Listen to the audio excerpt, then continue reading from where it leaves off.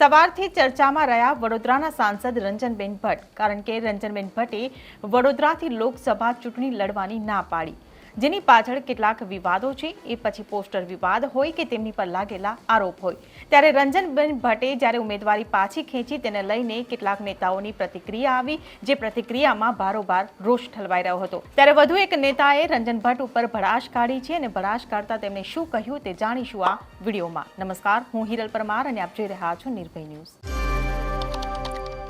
વડોદરાના સાંસદ રંજનબેન ભટ્ટ કે જેમણે આજે વડોદરા લોકસભાની ઉમેદવારી પાછી ખેંચી છે, તેમણે ચૂંટણી લડવાનો સાફ ઇનકાર કરી દીધો છે। ત્યારે તેમના આ નિર્ણય બાદ કેટલીક પ્રતિક્રિયાઓ સામે આવી છે, જેમાં નેતાઓએ તેમની પર ભારોભાર રોષ ઠાલવ્યો હતો। જેમાં જ્યોતિ પંડ્યા કે જે પહેલેથી જ રંજન ભટ્ટના વિરોધમાં રહ્યા હતા, ત્યારે તેમણે રંજન ભટ્ટની ઉપર પ્રતિક્રિયા આપી હતી। ત્યારે હવે વધુ એક નેતા રંજન ભટ્ટ ઉપર પોતાની ભડાશ કાઢી રહ્યા છે અને તેઓ કહી રહ્યા છે કે હું રંજન ભટ્ટ વિરોધી હતો અને રહીશ। આ નેતા બીજું કોઈ નહીં પરંતુ મધુ શ્રીવાસ્તવ છે। મધુ શ્રીવાસ્તવે રંજન ભટ્ટ ઉપર પ્રહાર કરતા વધુમાં શું કહ્યું તે સાંભળો।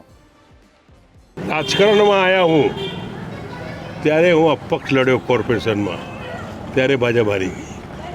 રાજકારણમાં આવ્યો વડોદરા સંસદ સભ્યની સીટ લડ્યો હું, ત્યારે ભાજપ હારી ગઈને કોંગ્રેસ આવી। હું જ્યારે રાજકારણમાં વિધાનસભા તરીકે લડ્યો તો ભાજપ હારી ગઈને અપક્ષ તરીકે ધારાસભ્ય જીત્યો। આજે બી લડ્યો હું વાઘોડિયાના અંદર તો ભાજપ હારી ગઈ, અપક્ષ જીત્યો છે।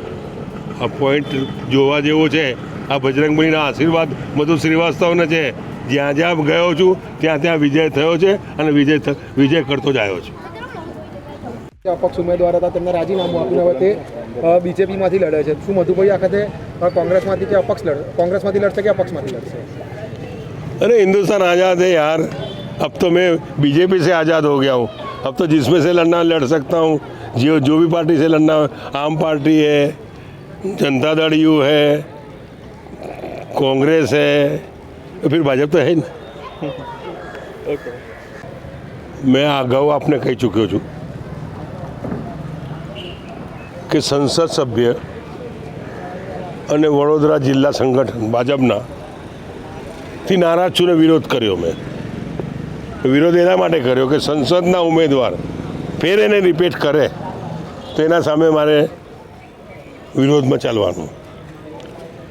જોકે હવે વાત તો નહીં રહી, મારી ટિકિટ કાપવામાં મને ના બોલાયો। અહીં સાકરદામાં એમના ફાર્મ હાઉસ પર બધાને ભેગા કરીને રૂપાલાજીને બોલાવીને સંગઠનવાળાને મને બોલાવ્યો, પણ મને ના બોલાવ્યો અને મારે ટિકિટ કટ કરી આ રંજનબેને ટિકિટ કટ કરીને બી જવાબદાર લીધી કે આમને ટિકિટ આપો, એમને હું ચૂંટાવી લઈશ, તો બી ચૂંટાવી શક્યા નહીં। તો એમનો સખત વિરોધ હતો અને વિરોધના આધારે વિરોધ રહ્યો છે અને વિરોધ રહેવાનો। શું લાગે છે આગામી રણનીતિ? અગાઉ રણનીતિમાં ઉમેદવાર બદલશે કદાચ, તો પછી એ જીતે એમના નસીબની વાત છે। વાઘોડિયા ધારાસભ્યનો ઇલેક્શન લડવાનો જીતવાનો એમાં કોઈ સવાલ નથી। મધુભાઈ, આજે જે રીતે વડોદરા શહેરની અંદર પણ રંજનબેનનો વિરોધ થઈ રહ્યો હતો અને એમને આજે જાતે એવું કીધું કે તેઓ ચૂંટણી નથી લડવાના, શું લાગી રહ્યું છે તમને? હવે એ તો ખબર નહીં, હવે એમને એમની મરજી છે। કંઈક મને ખ્યાલ નહીં આવતું। જે કેતન ઈમાનદારે કર્યું કે આ ભાઈ બી કરે એવું કંઈ મને વિશ્વાસ નથી આવતો। ફરીથી ચૂંટણી લડી શકે? ફરીથી ટિકિટ ના મળે ને લડે અને કોર્પોરેશનનું બી લડીને જીતી જાય તો જીવનભર એમનું ગુલામ બની જઈશું। એ તો નરેન્દ્ર મોદીજીના નામથી જીતે છે।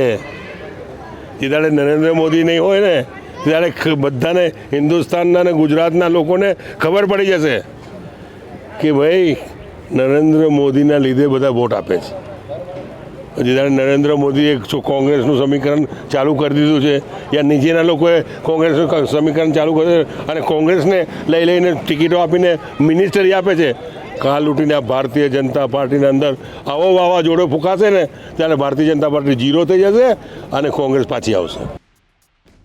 અહેવાલ માટે તમારું શું કહેવું છે તેમને કમેન્ટ બોક્સમાં લખીને ચોક્કસથી જણાવશો। જો વિડીયો પસંદ આવ્યો હોય તો વિડીયોને લાઇક, શેર અને અમારી ચેનલ નિર્ભય ન્યૂઝને સબસ્ક્રાઇબ કરવાનું ભૂલશો નહીં। આભાર।